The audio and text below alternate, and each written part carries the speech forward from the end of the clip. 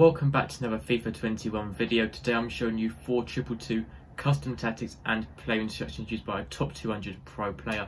So these are very good attacking custom tactics. The 4 222 formation is definitely probably in the top 3 formations in the game. Even it is that good, especially attacking formations.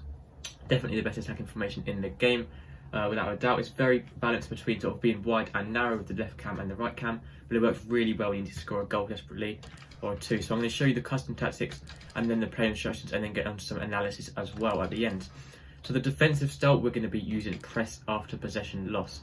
Now normally I do always say go with balance, but we're going to use the press because it's a very attacking formation and you need to try and win the ball back as quickly as possible.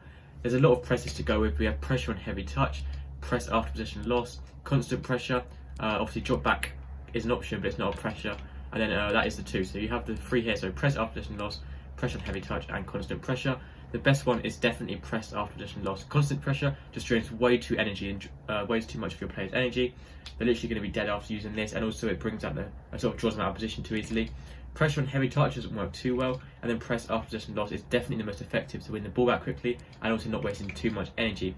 For the width, I recommend keeping it balanced on 5. For the depth, you want to be using 7 or even 8. At least 7 to get that automatic offside trap, and if you go with 8, you're playing that really high line. 7 and 8 is quite a big difference. As you can see, when you switch between 7 and 8, underneath depth on the right hand side of the screen where my mouse is here, you can see it does change the text, so it is quite a big difference. You can see 8 is almost in line with the actual, it's actually in line with the strikers of the opposition. You can see your backline will be high and vulnerable for long balls in behind, but when you do win the ball, when you do win the ball back with 8 depth, it's going to be much more effective. So it's up to you whether you want to be slightly deeper and play 7 or 8, but with these attacking tactics you want to be on at least 7 or 8. The long offensive style, you do need to be using long ball. That's just to really push your players high up the pitch, because long ball just basically pushes your players into the opposition box up the pitch, so when you get through balls and long balls to them, it's much more effective to score goals. The width, you want to be using 7 just to really stretch out the pitch, make it as wide as possible. The wider you make the pitch, the more attacking it becomes, giving you more options as well.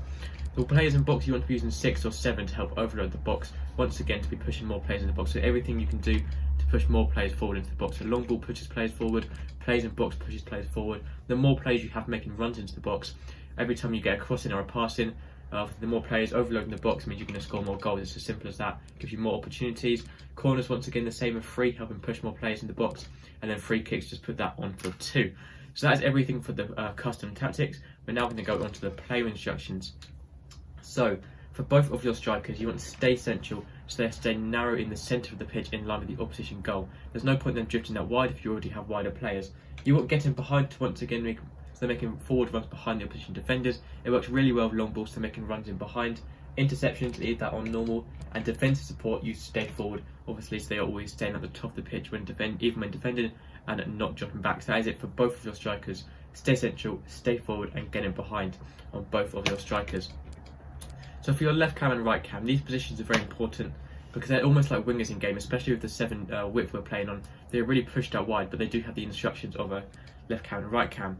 So I'm now going to open up here so I can just show you some analysis as well as we go alongside. So firstly, the player instructions for these, you want to stay forward once again, so they're staying at the top, get into the box for cross to once again be helping overload that box, pushing more players into the box, and then position of freedom, this is the big one. You want to be using free roam, one of the only formations on the game you want to be changing the position of freedom. Normally you would always live down 6 position without a doubt. It's very rare you actually want to use free roam, but free roam does work just on this time because it's such an attacking formation. As you can see, it says take a free roll and roam the attacking third. Yeah, so they're pretty much just roaming around. They're going roaming out wide, they're roaming in narrower. They have so much more options, so much easier to pass them and find that person when they're on free roam. So it does work really well. Interceptions obviously leave on normal. So I'll try and show you a bit more. I can't really explain it that well by speaking, so I'm going to try and show you using the picture what I mean. So normally, stick to position, they'll sort of be staying in this area, staying in their position, and then making forward runs and stuff like that. Maybe a bit wider sometimes as well if you're playing higher width. But with free roam, it's very different because within the final third, they have so much more room. So they can use all of this room up to the striker and up to sort of the CDM here, and then the fullback. All of this space here is theirs. They can roam around, free roam all of this space. It does use more energy, but obviously it is worth it when you score a goal or 2 because it really helps to score goals and get passes on options and stuff like that. So there's so much more room to roam around in, meaning it's going to be easier for your team in general. So now we're going to go on to the 2 CDMs. So the 2 CDMs here, you want to be using cut pass lanes on both of those So they're splitting the opposition and cutting out the passing lanes, making it harder for them to make through balls and passes to their strikers and their attackers. Attacking support, you want to be using stay back while attacking, so they're staying back in the defensive position.